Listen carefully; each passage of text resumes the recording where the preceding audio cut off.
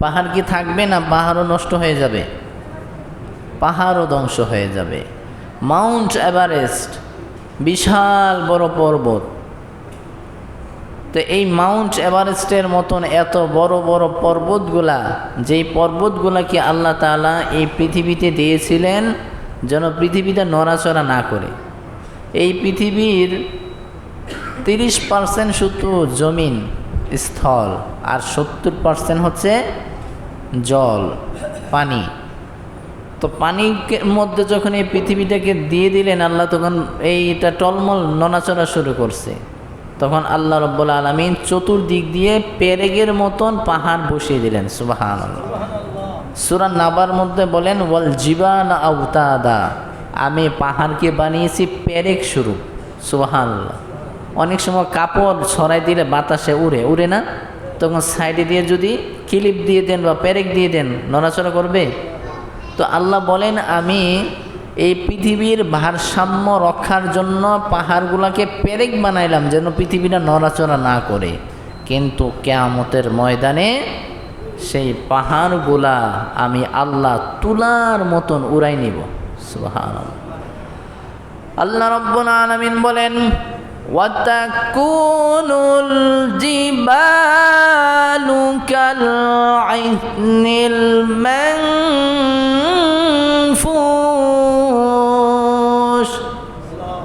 আল্লাহ তাআলা বলেন কিয়ামত যেদিন সংঘটিত হবে সেদিন আমি আল্লাহ তাআলা এই 1000 টন ভারী ভারী পাহাড়গুলাকে আকাশের মধ্যে তোলার মতো বানিয়ে দেব। তাহলে যেই পাহাড় ছিল অস্তিত্ব রক্ষার একটা সম্বল, সেই পাহাড়ের অস্তিত্ব আর থাকবে না। সেদিন আল্লাহ রাব্বুল আলামিন গোটা পৃথিবীর সব কিছু ধ্বংস করে দিবেন। এই যে আকাশ আমরা দেখতেছি, এই আকাশ আর আকাশ থাকবে না। আকাশটা চূর্ণ বিচূর্ণ হয়ে জমিনের মধ্যে পড়ে যাবে। এই যে চন্দ্র সূর্য দেখতেছি, এগুলার কোনো অস্তিত্ব থাকবে না। আল্লাহ রাব্বুল আলামিন বলেন ইযাশ শামসু কুব্বিরাত ওয়া ইযান নুজুমু কাদারাত। আমি আল্লাহ তাআলা সূর্যকে চূর্ণ বিচূর্ণ করে দেব এবং যেই চন্দ্র নক্ষত্র আছে সবগুলাকে আমি আল্লাহ বিক্ষিপ্তভাবে এই জমিনের মধ্যে ফেলে দেব। এই জমিনের আর কোনো অস্তিত্ব থাকবে না। এই পৃথিবী থেকে যদি সূর্যটা 13 লক্ষ গুণ বড় হয়, 13 লক্ষ গুণ বড় সূর্যটা এই জমিনে পৃথিবীর মধ্যে পড়লে কোনো অস্তিত্ব থাকবে? মনে করেন এই ছোট্ট একটা পিঁপড়া, এই ছোট্ট পিঁপড়ার উপর আপনি 5 মণ ওজনের একটা পাথর ফালাইলেন, বলেন পিঁপড়া বা একটা মশার আর অস্তিত্ব থাকবে? তাহলে এই পৃথিবীটা তো সূর্য অনুযায়ী এমন, এই পৃথিবী থেকে সূর্যটা 13 লক্ষ গুণ বড়, বিজ্ঞান বলতেছে 13 লক্ষ গুণ বড়। তাহলে এই 13 লক্ষ গুণ পৃথিবীটা, সূর্যটা এই পৃথিবীর উপর পড়বে, আমাদের উপর পড়বে। আর এই সূর্য থেকে চন্দ্র নক্ষত্র গ্রহপুঞ্জগুলা কোটি কোটি গুণ বড়, সেগুলা বিক্ষিপ্তভাবে ছিটে ছিটে এই জমিনের মধ্যে পড়বে। আসমানগুলা ভেঙ্গে চূর্ণ বিচূর্ণ হয়ে এই জমিনে পড়বে। বাঁচার কোনো সিস্টেম আছে বলেন? কোনো সিস্টেম নাই। আপনি কোথাও গিয়ে বাঁচতে পারবেন না। এই দুনিয়া ছেড়ে কোথাও গিয়ে বাঁচতে পারবেন? এই জমিন ছেড়ে কোথাও গিয়ে বাঁচার কোনো সিস্টেম আছে? নাই যে সেটাও আল্লাহ তাআলা সূরা রহমানের মধ্যে বলেছেন। রব্বুল আলামিন বলেন ইয়া মাআশারাল জিন্নি ওয়াল ইনসি ইন ইসতাতা'তুম আন তানফুযু মিন আqতারিস সামাওয়াতি ওয়াল আরদি فانفذوا لا تنفذون إلا بسلطان। রব্বুল আলামিন বলেন ও দুনিয়ার মানুষ, ইয়া মাশারাল জিন্নি ওয়াল ইনস, দুইটা জাতিকে আল্লাহ তাআলা উদ্দেশ্য করে বলেছেন, ও মানব জাতি, জিন জাতি, তোমরা যদি আমি আল্লাহর এই জমিন ছেড়ে অন্য কোথাও চলে যেতে চাও, চলে যাও, তবে শুনে রাখো, লা তানফুসুন, আমি আল্লাহর এই জমিন ছেড়ে তোমরা কোথাও যেতে পারবা না। সুবহানাল্লাহ। এই জমিনেই তোমাদেরকে থাকতে হবে। যত বড় ক্ষমতাবান তুমি হও না কেন, যত ক্ষমতাধর হও, যত সম্পদের মালিক হও, এই জমিন ছেড়ে অন্য কোথাও যাওয়ার সিস্টেম যেতে পারছে আজ পর্যন্ত কেউ? কথা বলেন, পারছে? এই পৃথিবীর মধ্যে সবচেয়ে ধনী যে মানুষটা, ইলন মাস্ক, তিনি এই পৃথিবীর মধ্যে সবচেয়ে বেশি ধনী মানুষ। বাংলাদেশে 3-4 বছর পালতে পারবে। কয় বছর? বাংলাদেশের যে প্রত্যেক বছরে বার্ষিক বাজেট আছে 6-7 লক্ষ কোটি টাকা, ওনার প্রায় 25 লক্ষ কোটি টাকা আছে। কত? 25 লক্ষ না, 25 লক্ষ কোটি। আমার আপনার কাছে 25 লাখ টাকা নাই, আর ওনার কাছে 25 লক্ষ কোটি। মানে ওনার সম্পদে বাংলাদেশে কমে 3-4 বছর লালন পালন করতে পারে।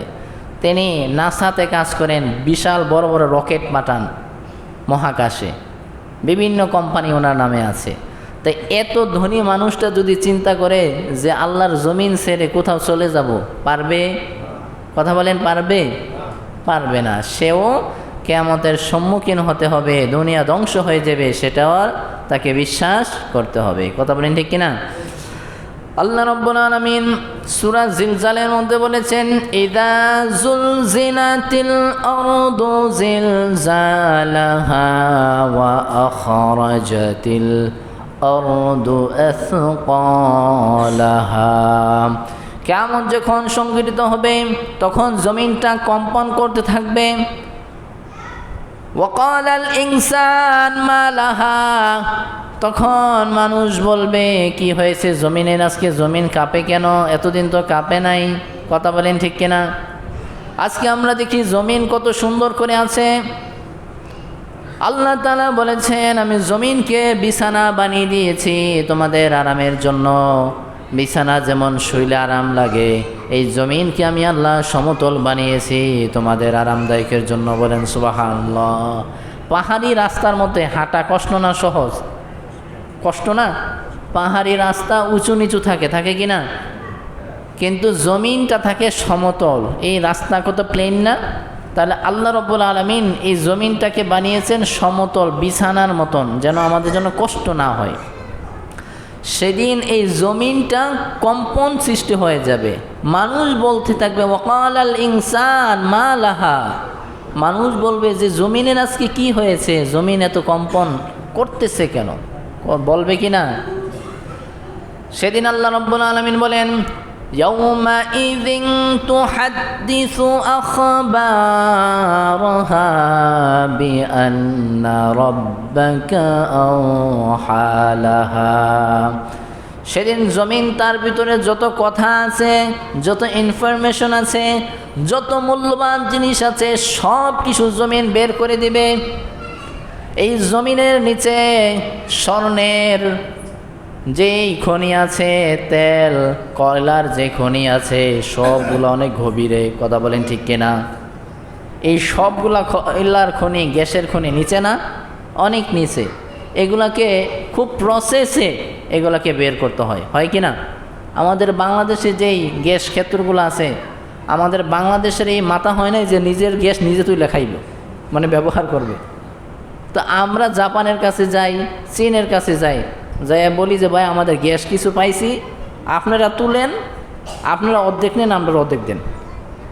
আমাদের অবস্থা হচ্ছে এমন, আমরা নিজের টেকনোলজি ইউজ করে গ্যাস তোলা, কয়লা তোলার ক্ষমতা আমাদের নাই। তখন ওরা এসে বলে যে না, এত পার্সেন্ট হবে না, এত পার্সেন্ট লাগবে। আমরা বাধ্য হয়ে রাজি হই যে তাও তো কিছু পাইলাম। কথা বলেন ঠিক না?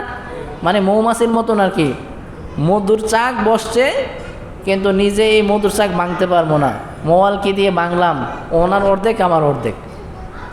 তাহলে আল্লাহ রাব্বুল আলামিন যেই খনিগুলা দিয়েছেন, খনিজ সম্পদগুলা, এই খনিজ সম্পদগুলা হচ্ছে নিচে, গ্যাসের, কয়লা, স্বর্ণের, এই সবগুলা হচ্ছে কি নিচে। কিন্তু কিয়ামত যখন হবে, জমিন সেদিন এই খনিজ সম্পদগুলাকে উপরে বের করে দিবে।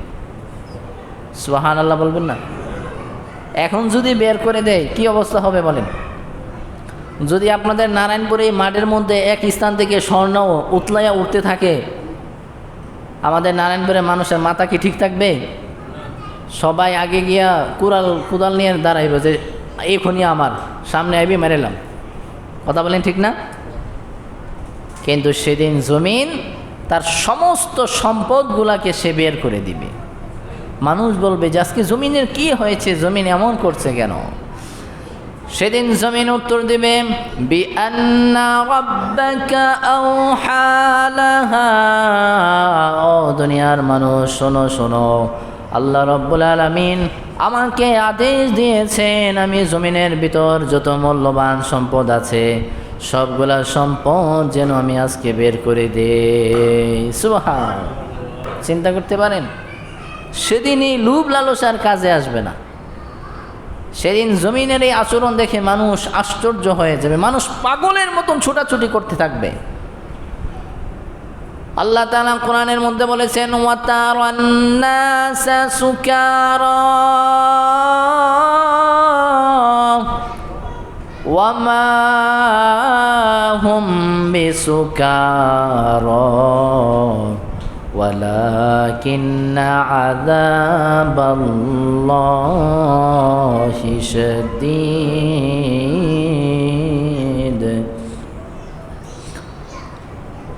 وترى الناس سكارى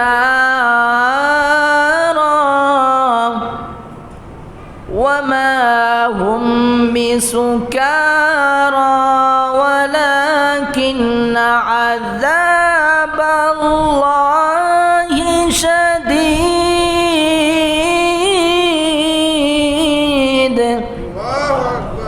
আল্লাহ রাব্বুল আলামিন বলেন ও আমার রাসূল সেদিন আপনি মানুষদেরকে দেখবেন মানুষগুলা পাগলের মতন ছুটতেছে, পাগলের মতন দৌড়াদৌড়ি করতেছে জমিনের এই আচরণ দেখে।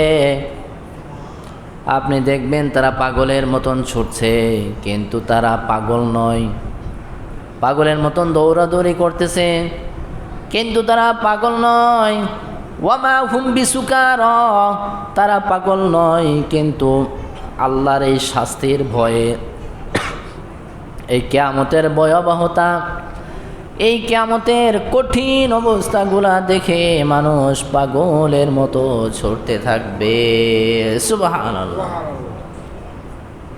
তাহলে এই যে কঠিন একটা অবস্থা, এই অবস্থা আসবে কিনা? কথা বলেন আসবে কিনা? তাহলে চন্দ্র সূর্য থাকবে না, থাকবে? ইদাস সামাউ ফাতারাত, আল্লাহ বলেন আসমান চূর্ণ বিচূর্ণ হয়ে যাবে। ওয়া ইযাল কাওয়াকিবু ইনতাসারাত, নক্ষত্রগুলা ছিটকে পড়ে যাবে। সূর্যের ব্যাপারে আল্লাহ বলেছেন ইদাশ শামসু কুব্বিরাত, সূর্যটাও সে তার নিজস্ব স্থান থেকে প্রকম্পিত হয়ে ছিটকে পড়ে যাবে। তাহলে এই যে কঠিন অবস্থা এই জমিনের উপর হয়ে যাবে, পাহাড় তার নিজস্ব গতি হারিয়ে ফেলবে, সূর্য ছিটকে যাবে, আসমান